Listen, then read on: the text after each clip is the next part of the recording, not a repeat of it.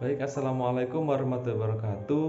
Di sini kami akan mempresentasikan hasil kerja kelompok kami yang bertemakan dengan internetisasi konsep dan strategi.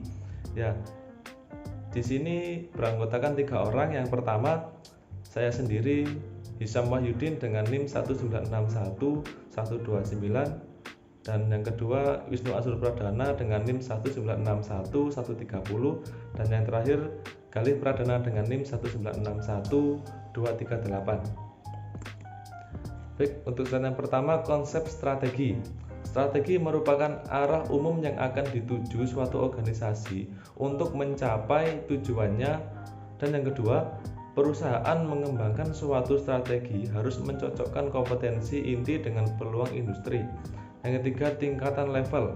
Ya, untuk strategi yang pertama, strategi untuk organisasi keseluruhan, dan yang kedua, strategi untuk unit bisnis dalam organisasi. Ya, di sini ada tabel yang menjelaskan tentang analisis lingkungan dan analisis internal. Yang pertama, analisis lingkungan yang berisi pesaing, konsumen, pemasok, dan regulator. Yang turun ke bawah menuju peluang dan ancaman. Yang berikutnya, analisis internal yang meliputi pengetahuan teknologi, pengetahuan manufaktur, pengetahuan pemasaran, pengetahuan distribusi, pengetahuan logistik, dan turun ke bawah menjadi keunggulan dan kelemahan, identifikasi kompetensi inti. Nah, yang kedua, unsur ini menjadi satu, jadi cocokkan kompetensi internal dengan peluang eksternal. Nah, ini menjadi strategi perusahaan. Ya, di sini tabel yang menjelaskan 2 tingkatan strategi. Ya, teman-teman di sini bisa mengamati dengan baik. Dan selanjutnya, strategi tingkat korporat. Ya, berada di tengah-tengah bauran bisnis, di mana sebaiknya bersaing bukan bagaimana bersaing, ya, dalam industri tertentu. Permasalahannya, A, di mana perusahaan akan berpartisipasi, B, penugasan sumber daya antar bisnis tersebut, dan yang ketiga, keputusannya adalah bisnis apa yang akan ditambah, dipertahankan, difokuskan, dikurangi perhatiannya, dan diinvestasikan atau dijual. Dan selanjutnya, strategi tingkat korporat. Yang selanjutnya, ini perusahaan dengan industri tunggal. Yang kedua, perusahaan dengan diversifikasi yang tidak berhubungan, dan yang ketiga, perusahaan dengan diversifikasi yang berhubungan. Baik, untuk presentasi selanjutnya akan dilanjutkan oleh Mas Asrul. Waktu dan tempat kami persilakan. Baik, saya akan melanjutkan presentasi dari Mas Hisam, yaitu perusahaan dengan industri tunggal. 1. Beroperasi dalam satu lini bisnis. 2. Menggunakan kompetensi inti untuk mencapai pertumbuhan dalam industri. 3. Exxon Mobil bergerak dalam industri minyak bumi. 4. Maytag, peralatan rumah tangga besar.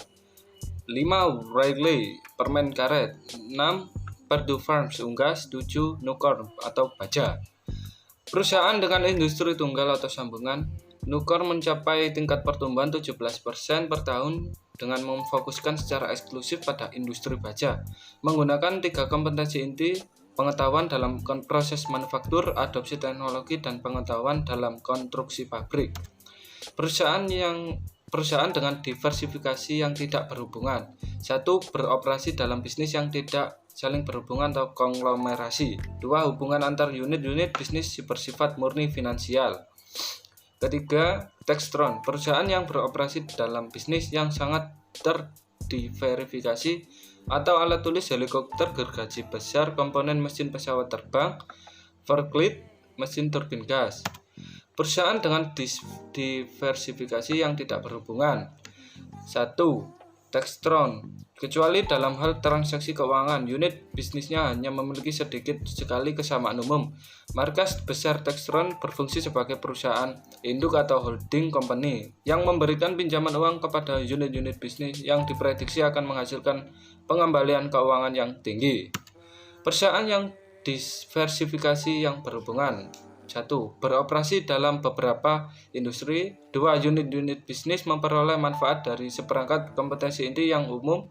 3. Protektor atau gembel atau PNG memiliki unit-unit bisnis dalam produk pampers, deterjen, sabun, pasta gigi, sampo, atau head and shoulder. Keempat, PNG mempunyai kompetensi inti. A. Keterampilan inti dalam beberapa teknologi kimia. Dan B. Keahlian distribusi dan pemasaran produk bermerek dengan harga rendah melalui supermarket. Sekian dari saya yang akan dilanjutkan oleh Mas Gali. Baik, di sini saya akan menjelaskan mengenai strategi unit bisnis. Nah, persaingan antar unit bisnis pada beberapa perusahaan, Profektor dan Gembel versus Clark Hughes. Pendapat hasil dan biaya ditanggung oleh masing-masing unit bisnis. Strategi bagaimana menciptakan dan memelihara keunggulan kompetitif dalam masing-masing industri yang telah dipilih oleh suatu perusahaan. Nah, selanjutnya ada model perencanaan Boston. Yang pertama, panen atau harvest, di mana memaksimalkan laba jangka panjang dan arus kas, bahkan dengan mengorbankan pasang pasar seperti tembakau, Nordica, Brands, bola lampu, Generates. Selanjutnya ini ada divestasi atau defense, di mana menunjukkan keputusan untuk mundur dari bisnis melalui proses likuidasi perlahan-lahan atau penjualan segera. Nah, selanjutnya ada model perencanaan Boston. Nah, ini lanjutan dari slide tadi. Selanjutnya ada bangunan atau build. Ini misi ini menyiaratkan tujuan penambahan pangsa pasar bahkan dengan pengorbanan laba jangka pendek dan arus kas. Selanjutnya ada pertahanan atau hold. Ini diarahkan pada perlindungan pangsa pasar, unit bisnis, dan posisi persaingan seperti komputer, mainframe, IBM. Baik, selanjutnya akan disampaikan oleh rekan saya. Waktu dan tempat dipersilakan. Baik, ini adalah UMKM milik salah satu masyarakat dari Desa Bandung yang kami angkat. Ya, UMKM ini adalah salah satu UMKM yang mengolah daur ulang limbah sampah plastik, yaitu kerajinan tangan Bunda Narti yang berasal dari Desa Bandung. Usaha ini telah berdiri sejak tahun 2020. Bahan utama dalam pembuatan kerajinan tangan ini yaitu sampah plastik. Ya, sampah plastik yang digunakan ini bisa dari limbah sampah plastik kemasan kopi, minyak goreng, deterjen, pewangi pakaian, atau bahkan plastik dari pembungkus kemasan lain. Ya, selain penggunaan bahan utama, ada juga tambahan manik-manik yang membantu membuat kreasinya lebih terlihat fashionable dan trendy.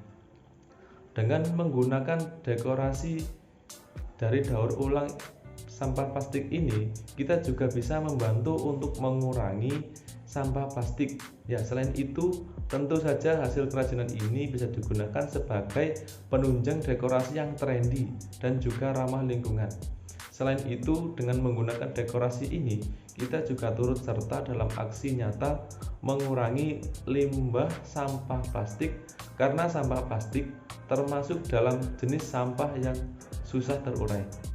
Ya, demikian presentasi dari kelompok kami. Apabila ada yang kurang paham atau tidak jelas bisa ditanyakan pada kolom komentar saat diskusi dimulai. Ya, sekian dari kami, kurang lebihnya mohon maaf. Ihdinas siratal mustaqim. Wassalamualaikum warahmatullahi wabarakatuh.